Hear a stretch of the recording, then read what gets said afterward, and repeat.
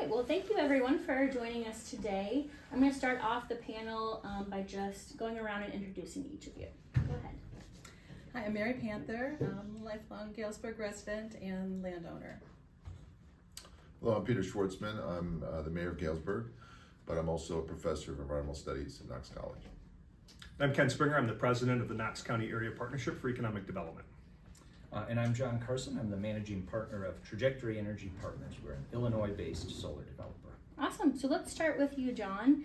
If you could just give me a quick summary of the Southside solar project, where it would be located, how big it will be, things like that. Absolutely. So the Southside Community Solar Project is on the south side of Galesburg, right off of Farnham Street and on the edge of town. It'll be a 2 megawatt community solar project, which means the benefits of utility bill savings will go to Galesburg and Knox County residents. It'll provide about $100,000 in utility bill savings every year, as well as supporting organizations here in Galesburg, and with a particular focus of supporting residents and other utility customers on the south side of town. Wow, that's awesome. And when do you anticipate that the project will start up getting built? We expect it to go to construction in 2024, probably after the harvest is off the field later this fall. That's very important.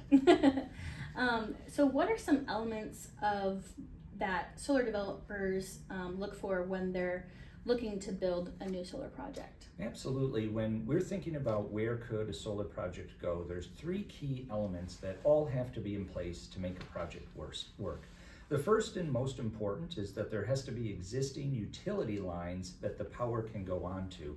The utility lines that are all across our communities right now may be carrying power from a nuclear plant, a coal plant, a gas plant, can also carry solar energy. So we're typically looking for a spot that has access to, here in Galesburg, to those Ameren lines. Second, these projects do use land. For a 2 megawatt project like Southside Community Solar, we're using about 15 acres of land. We've also worked with Knox County on a larger utility scale project here in the area, which is 50 megawatts over 300 acres of land. So you need this combination of land plus those lines. You can imagine in the city of Chicago, they have plenty of utility lines that theoretically could take solar power. They have a few rooftops to put solar on, but not much space. There's other more rural areas of Illinois that have lots of land, but don't have the electrical infrastructure. So a city the size of Galesburg, a community like this fits. But the third element is we prefer to work in communities where these projects are welcomed, where we can work with the community and landowners to build the project the right way, fit it into the community. And Galesburg has one of the most supportive solar ordinances anywhere in the state, actually. Wow, sounds like the perfect place to start some solar, huh? Exactly. So that kind of brings us over to Mary. Mary, as the landowner, deciding to utilize your property for solar must have been a very big decision, right? It was a big decision and something that we certainly didn't take lightly. We discussed it with our children, and ultimately we felt that it was something positive that we could do to reduce reliance on fossil fuels and to bring clean, renewable, and affordable energy to people in Galesburg. We're really excited about the 50% discounted energy rate for people on the south side of Galesburg, and also the investments that Trajectory is making in the community. That's awesome. So are those some of the major decision points that your family has faced during Yes. that? Mm-hmm. That's awesome. Do you have any other ones that you can think of that someone might want to know if they're thinking about going solar? As far as yes, other people that are thinking about doing it. Well, I mean, I think again, it's a long-term commitment, and so it's something that you need to discuss with your family. We also, I would, say we spent some time researching Trajectory, Jon, and what kinds of things you're doing in other communities, and we were very impressed with that. I'd say talk to other landowners that have invested in renewables and see what their experience has been, and I guess those are the main ones. Yeah, that's awesome. So Ken and Jon, going off of that, community-driven solar is kind of a new concept. Can you explain to me some of the details behind this specific type of solar development? Absolutely. I'll start and explain that. First of all, the state of Illinois has one of the most pro-solar state laws anywhere in the country. In fact, I would say the Climate and Equitable Jobs Act is the best state law to support renewables the right way that any state has passed. It has a number of programs to support certain kinds of solar. In fact, here in Knox County, we're working on 2 different projects that'll go to construction this year that have different elements.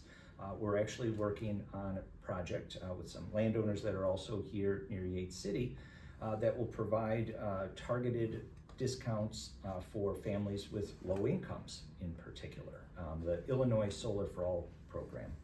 The Southside Community Solar Project is a community-driven community solar program, and the idea was this. When Illinois first started seeing solar, maybe some of you have driven by a solar field, you've seen the construction go up, but maybe you didn't know who constructed it, you might not know the landowner, you might not be able to name a single person that's benefiting from it. It's just solar out in a field. What this program did was preference projects that had close connections to the communities that they're built in and were providing tangible benefits to those communities. I'm very proud to say that when the first program year opened up and we submitted this project, Southside Community Solar, it was the highest scoring project submitted of over 70 projects in the entire state. Wow, that's awesome. So it was selected by the state program, partly because it's in an area that needs further economic development, because of our commitment to providing higher discounts and higher savings to families on the south side of Galesburg. We estimate those families that subscribe will save over $450 a year on their utility bills. But we also did this in close partnership with community organizations like KCAP. Mm-hmm. Yeah, I would say that the community-driven community solar, that subset program, it made a ton of sense to partner with Trajectory, because Trajectory was already doing that stuff in this community. I mean, they were engaged with an initiative called the Southside Task Force early on. I mean, this is before the big state energy bill was even written. I mean, so it's a great program for communities and for companies that truly do want to roll up their sleeves and become community partners, and that's why I think it makes a lot of sense for Galesburg. Absolutely. Trajectory is a great partner to have in Knox County, that's for sure. Mayor, let's bring you into this conversation a little bit more. In addition, obviously, to being the mayor, you are an expert in renewable energy with your job at Knox. What are your thoughts on Galesburg and Knox County becoming the home of renewable energy projects? Well, I think it's amazing what we've seen. I came here into this community in 1998, and what I've seen in 26 years is just a complete paradigm shift in understanding related to renewable energy.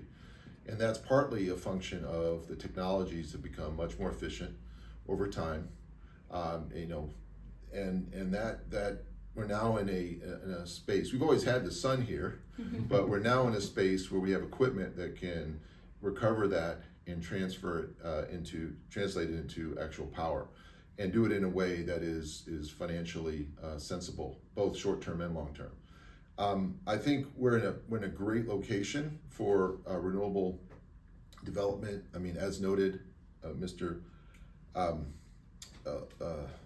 Jon Larson, Mr. Larson talked about, the land that we have. I've done some computations. We could actually provide all the electricity that we use in the county on less than 1% of the land in the county using solar alone. So that's pretty impressive. Yeah. We have, as noted, we're on the MISO grid, and so we have large power lines going through our county, and we might as well utilize them, right? And so that's a win. I've talked about just the incredible reduction in costs for renewable energy, particularly solar. In the last 12 years, photovoltaics, which these are the photovoltaic arrays, their costs have gone down over 80% just in 12 years. And the horizon looks positive looking forward. So when we're looking, and thank you for mentioning affordable power. I mean, this is not just a program that's going to reduce greenhouse gas emissions, which I think is important, but it's also going to provide reliable and affordable power to our community. Not just this year, not just next year. These arrays, their life expectancy is over 25 years. And so that, hopefully my grandchildren will be benefiting from that power in years to come. And it's a growth potential. We noted there's small projects, relatively small projects, and relatively large projects. And we have a large county, and we have opportunities for even further developments, which I think you're going to ask me a little bit more about that in a moment. Yeah, absolutely. So affordable, efficient, and accountable is something that we really look for, and it seems like that's what checks a lot of those boxes. Ken, why would local economic development play a role in renewable energy? That's a great question. So I guess to set this up, Knox County would be classified as a rural county, and in the 21st century, the biggest bottleneck to any kind of economic growth is workforce. And this is something that we don't have a lot of extra in Knox County. It's one of the barriers that we have to grow. I really think the renewable industry development is attractive because it is a mechanism for communities to generate property tax revenue and create some jobs. There's definitely some jobs created with it, but largely these are investments that generate a large amount of property tax revenue, which then communities can then turn that into quality of life spending and fund different municipal services that makes the community more attractive and more likely to grow population. Funding can also be utilized for workforce training programs that can help reinforce the economy. So I think it's a natural fit. It's an industry that makes a ton of sense in rural areas.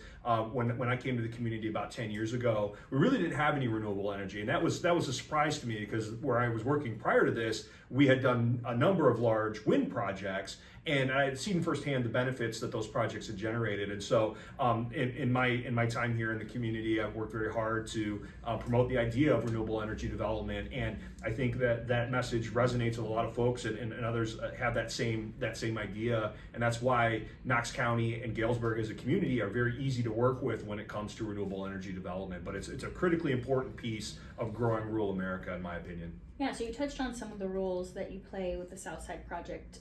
What are some other roles that you use, or what are some of the other roles that you play with the Knox County Area Partnership for Economic Development and other solar projects in the region? Yeah, so primarily our role is to make the process of getting projects permitted as easy as possible for companies. So we sort of work as, I would call it, I don't know, concierge maybe, where we help companies that are coming in and looking at the community, try to set up meetings with key decision makers, really lay the groundwork so that the process of getting one of these projects approved by the elected body goes as smooth as possible. And I think Knox County and the city of Galesburg as well have a really good track record of successfully permitting projects. And we get feedback from solar developers that we work with and wind developers that matters. There are communities that are very much not receptive to this kind of investment, and we just try to differentiate ourselves with service and making it easier for companies to do business. Absolutely. Mayor, you kind of hinted at this earlier, but in addition to the projects like Southside Solar, what other energy-related decisions have the city of Galesburg made during your tenure?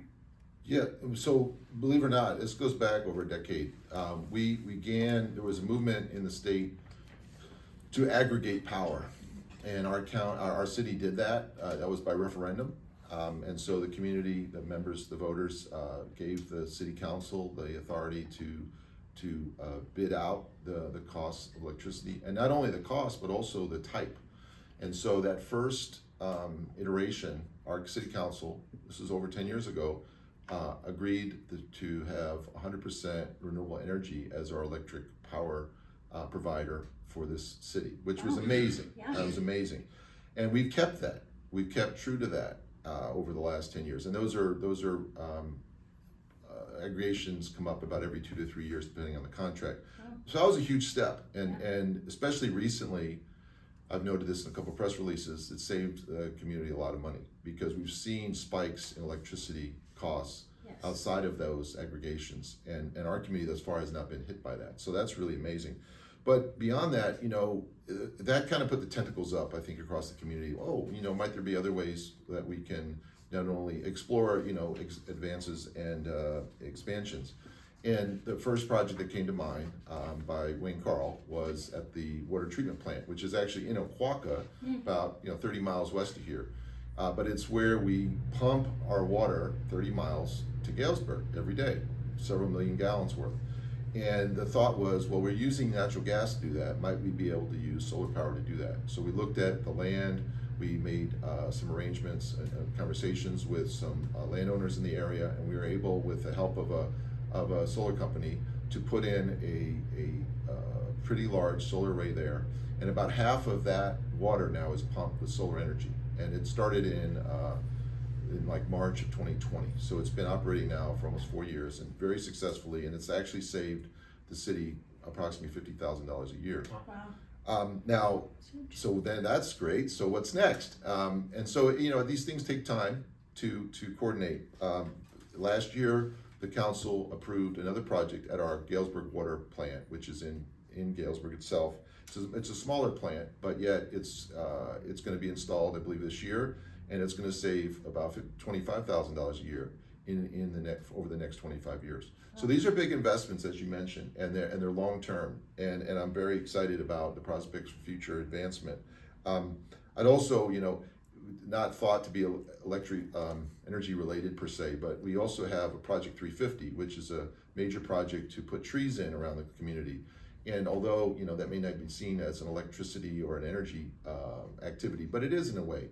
It keeps, you know, things a little cooler in the summer, which is going to reduce our energy needs. And in the winter, it keeps us a bit warmer. So there's lots of other reasons to plant trees, including beautifying our community and such. But the trees, those trees, as they grow over the next, you know, several generations probably, will be providing energy savings as well. And so it's kind of a comprehensive look at it. And there's lots of opportunities, and I'll just say we are extremely thankful to the state for many of the incentives that they've created for us and other communities like us, and then for companies like Trajectory who have found home here in the state, and in particular have found home in our community. I'm looking at many of those people to my right here, and it's just wonderful to have them in our community today. And I'm you know, you're always welcome, and we'll always roll out the red carpet for you. Mm-hmm, absolutely. So like you touched on, long-term and impactful, so let's bring it back to Mary here. Is there anything else that you would like someone who is considering partnering with a solar developer to know? I think I pretty much touched on that before. Yeah. I mean, the only other thing I would say is just make sure you feel comfortable with the organization that you're working with, and we've certainly felt that way with Trajectory, because we've asked a lot of questions and, and we've never felt pressured, and just, you know, you've been very responsive, and the people on your team are fantastic, and I guess that would be pretty much it. Yeah, absolutely. You touched on it earlier. Yeah. Mhm. Is there anything else that anyone on the panel would like to touch on before we end our time here? One thing I would just mention is some of the benefits that aren't normally thought about with solar are first, the increase in property taxes that these projects bring. This project, just using 15 acres right now, will bring in over $15,000 in property taxes. Its first year, hundreds of thousands of dollars over the years. And the large project we worked on this community will pay over $5 million in property taxes. And that's without asking for anything of those local taxing bodies. We're not asking for water to be brought in. We're not putting kids into school. We fix the road after construction is done to make sure that hasn't been a burden. And then, you know, when you think of green energy jobs, normally what people picture is the guy or the woman with the hard hat carrying a solar panel out in the field. And that is certainly true. All of these projects we've done in Galesburg will be done with the building trades, with union labor. But there's so many other jobs that this is creating in the area. If you call up a land surveyor, any land surveyor in Illinois right now out of Chicago, probably 15, 20, 25% of their work is solar and wind. If you call up a title company right now and ask what their people are working on, they've probably hired an extra person just to deal with all the title searches being done on land for solar and wind. It's creating jobs in communities like Galesburg and Knox County that you don't all involve hard hats. Yeah, that's awesome. And I want to dovetail off of that, John. You make a really good point. And one of the things that's interesting about Knox County is we have not historically been a large, we don't have fossil fuel plants correct, here, right? yeah. So a lot of this renewable energy development, and we're seeing a lot of it. I mean, I didn't quantify it on the earlier question, but between the larger solar project that John was talking about and the wind farm that we've been working on, we're talking about approximately $200 million in new capital investment into this market. And we're lucky that we don't have fossil fuel plants that have been deactivated or decommissioned in Knox County. This is all a net gain for us. And so again, the property taxes are going to be enormous. It's going to give financial flexibility to our government units to provide more additional services and improve the quality of life in the area. So in general, it's just a net gain. And the last thing I wanted to say is, stay tuned, because we're just really at the initial outset of the solar industry. There's so many innovative things that are going on with the idea of growing crops underneath the shade of the panels. Agrivoltaics is what they call that, and there's all kinds of different little elements to this industry that are going to be popping up, spin-offs and whatnot. And so it's just an exciting time to be engaged in this work, and we're again grateful to see so much investment here in this community. Absolutely. Well, thank you everyone for your time today. It was a pleasure getting to talk to you. Thank you so much. Thanks.